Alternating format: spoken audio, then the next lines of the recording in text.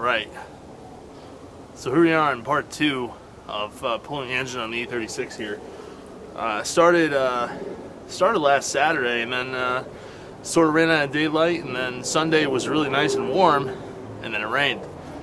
So I pretty much had to wait the entire week, and I took a day off work here. It's about 34 degrees right now, so a little cool. But don't have a ton left to do at this point. Have to remove the drive shaft, disconnect the shifter and the clutch hydraulics, and then I'll probably end up pulling the intake manifold off just to get to some of the connectors under there. But once we do that, we should be pretty much ready to pull the engine on here. So I'll take it underneath the car, show you the rest of the removal process on that drive shaft. Alright, so we've removed all those Gibo joints up front at the transmission, and now we have to remove these nuts back here that hold the rear U-joint to the input flange on the diff. Now I have the transmission in out of gear, so I can rotate the drive shaft. But easiest way to get these off, I have a long 16mm zero offset box end wrench, and I put a pry bar up behind the U-joint like that, and then I basically just use the leverage that I can gain here to break these nuts free. Now, it might look wet. I did spray some penetrant up there on these nuts, but I also suspect that this flange here for the U-joint is probably going to be kind of stuck, so not really sure it's going to make a difference, but sometimes spraying stuff down makes you feel better. And once they break free, we go ahead and just ratchet these off. So the stud actually comes through the U-joint. It's like a press-on stud. So yeah, this is a 4-bolt flange here in the rear. Some cars will have a 6-bolt flange, and instead of a U-joint, you'd have a CV joint instead. Now I'm just gonna tap with a hammer here to try to break this free. Just lightly. Don't really want to go apeshit on this.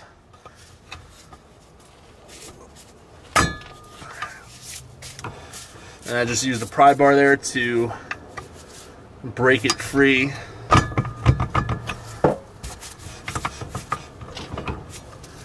From the flange on the diff. So that worked out nice. Actually worked out very nicely. Sometimes these can be a pain to remove. Now to get the drive shaft out of here, all we have to do is remove these 2 nuts here for the center support, and this whole thing will come down and out. Now just be aware, now at least on this car, this clamping collar right here was loose. So while dropping it down, if this is loose, the 2 halves can separate. So it's not a bad idea to mark. It's not a bad idea to make a mark of alignment, just so if it does separate, you can put it back together. But I've gone ahead and tightened that back down a little bit, so I don't think there's going to be a problem. And if I remember correctly, I believe these are 13 mil. So these are in fact 13 mil.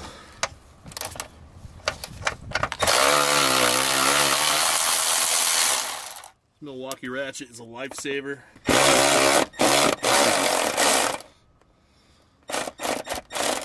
Alright, now you can see the drive shaft starting to droop down, so I'm going to have to go ahead and support this real quick, just to make sure that it doesn't fall on my face. And before I can pull the drive shaft, I thought I might be able to sneak it out with this cross brace still in here, but I can't. There's just not enough space. Looks like this thing is going to be held in with 2 10mm bolts and then 4 13mm bolts. Also, I'm probably going to replace this because there looks to be some kind of impact damage back here, like this thing's been bent back, so I'm going to have to reshape that to get it out.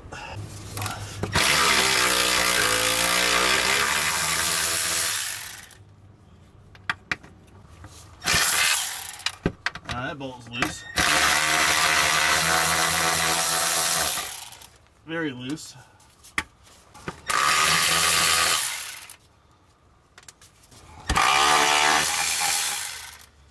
actually, I think those 10 mils, all they do is they hold like a heat shield in place here.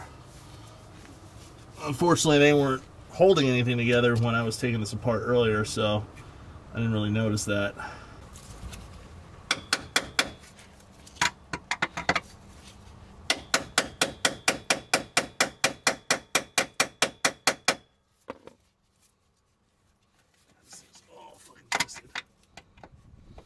I don't know what the cost of this support brace is, but it can't be too bad. And based on how it's all twisted up, I'm just going to replace it anyway.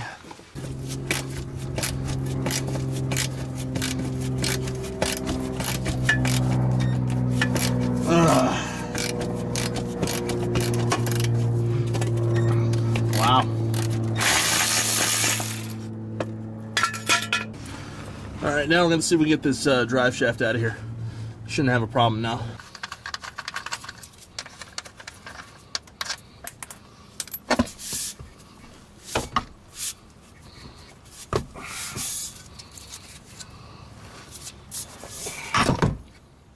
There we go. Slid right out. Gonna go ahead and put some of this hardware that I removed back in the location. Not that I plan on reusing the majority of this stuff, but I'd rather have the hardware go back onto what it came off of, just as a reference for later on. Making good progress. I figure while we're under here, we can probably go ahead and disconnect the shifter, which is over here. The entire shifter console is completely external. So we have the shift lever that comes down through. You basically have a shift support up top, and then your shift lever is right there. Well, sorry, your selector rod is here, and that goes all the way to the top. Probably gonna have to completely remove this gibo just to get that, but I don't know, we'll see. I'm not really too worried about that right now. Yeah, this gibo is definitely shot. A lot of cracks, which is very common. You just replace them once you see those cracks. It's not really a big deal. And then our clutch hydraulic line is right there for the slave cylinder. Slave cylinder is just bolted to the transmission, so that makes it easy to remove. So right now we're in pretty decent shape, but I figure while we're still under here, might as well deal with the rest of the stuff that's under here as well. All right, so I can get a little bit more room up here. I'm gonna remove the transmission cross member temporarily. Should be all 13mm fasteners.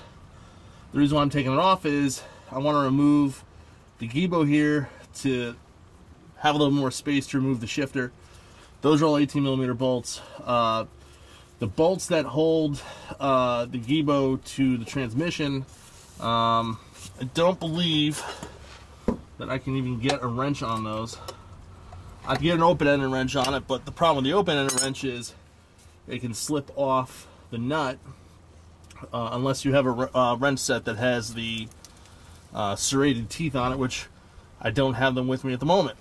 So can't do that. So the next best thing is I gotta take the cross member out anyway, so might as well do that. And I just have this floor jack under here supporting the weight of everything.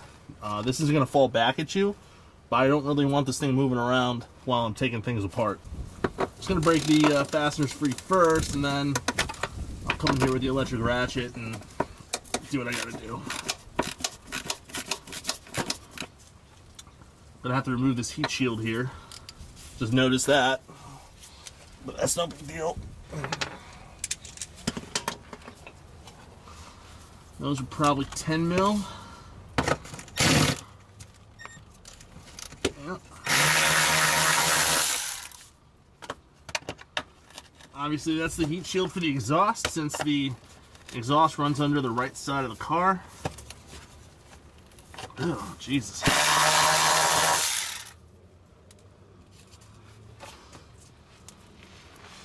You know, these are just little tin nuts. These are completely destroyed though. I won't be reusing those, I can tell you that for sure.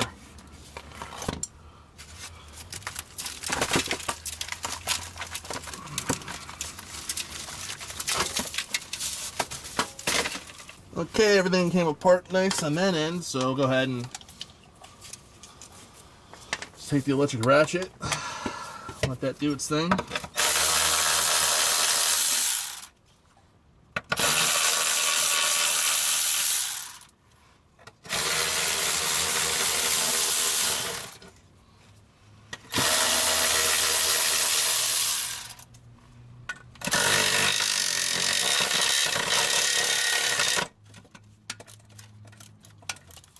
Transmission mounts are absolutely destroyed on this car.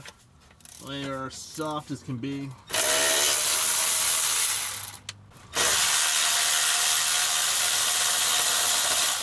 Going a completely different route there.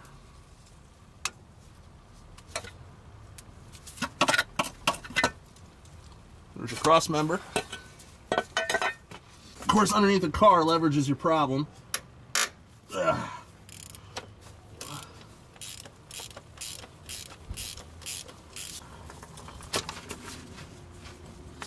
Should just be able to use the electric ratchet to get them off. Yes, we can.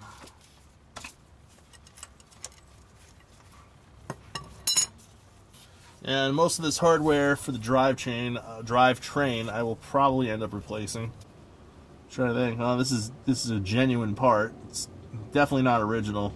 There's no way in hell. There's no way in hell one of these would last 20 years, 180,000 miles, 175,000 miles. It's just not a thing. So, you know, I said that the shifter on this car kind of felt like crap. Super vague, super loose. That's why. It's like this, yeah, the ball socket actually failed in there. So the ball that is on the shift lever, there's like a plastic bearing that sits inside this housing that has either broken or failed. I'll be interested to see what the hell that looks like, but that's bad. I've never seen it like that before, so that's a first. Alright, so here's the trick to getting this out. I'm taking a flathead screwdriver, going up, and there's these tabs. And once you depress those tabs enough, it should just come right out. So you can kind of see it's walking out now. This thing is kind of a pain to remove, but you get the general idea. Flathead screwdriver up in that groove, put some pressure on it, and these little detents should pop out for you. And this will give you a better look at what I was talking about. You can see these little tabs here on the bushing support. Those tabs clip into these detents right here. So you just kind of have to compress this and get it released.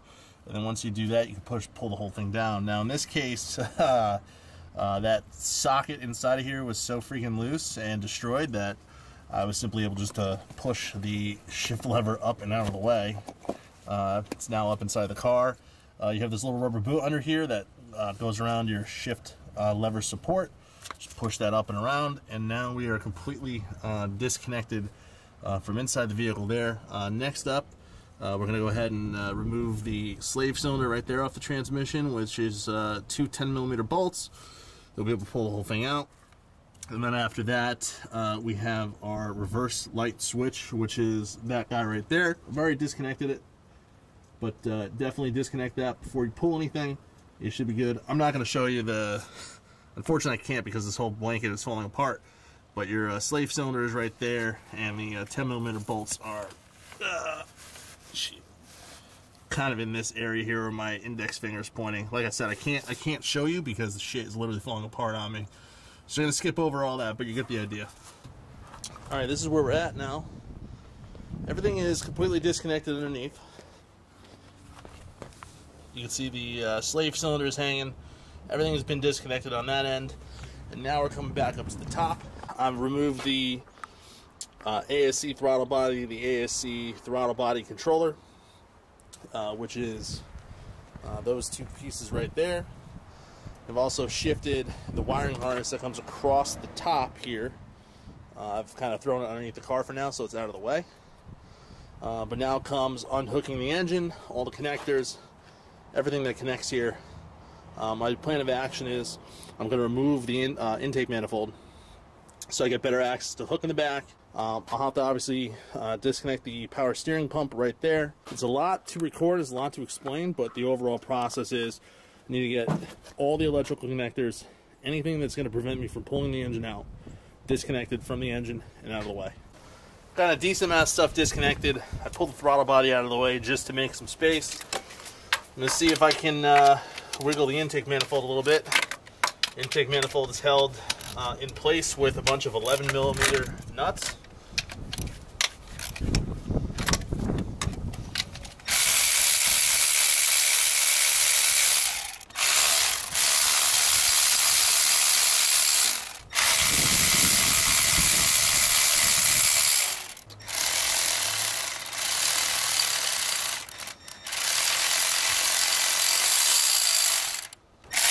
Magnetic pickup tool.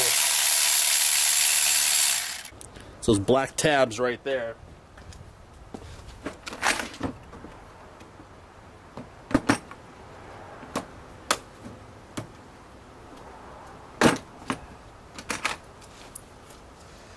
Let's see, I forget what size these were. Might be a 1/4 inch. Yeah, it's a 1/4. I'm going to use a quick disconnect tool just to press down, and pressing down with this tool will release it. Obviously going to leak some fuel, that's fine. Now you could use alternative methods, but honestly, my opinion, it's just easier to use the proper tool for this. A lot of fuel. You know, at this point I now have access to every single connector that I have to undo to get this engine out of here. In my opinion, it's much easier to go that way and disconnect all this stuff with the intake manifold off. Just going to go ahead and disconnect all of our electrical connectors, get the engine harness up out of the way, and then start getting ready to pull this engine. Alright, so I got the engine hoist hooked up with the load leveler. So it's not going to go anywhere. I got to take 2 nuts off for the engine mount, and there's a ground that's 13mm, which I've already removed. So at this point, we're almost ready to pull the engine.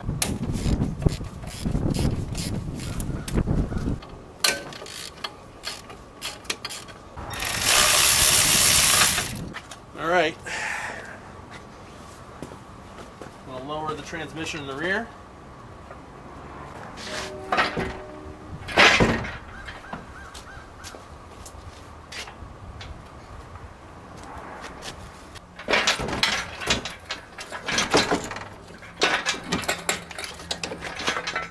Finally out.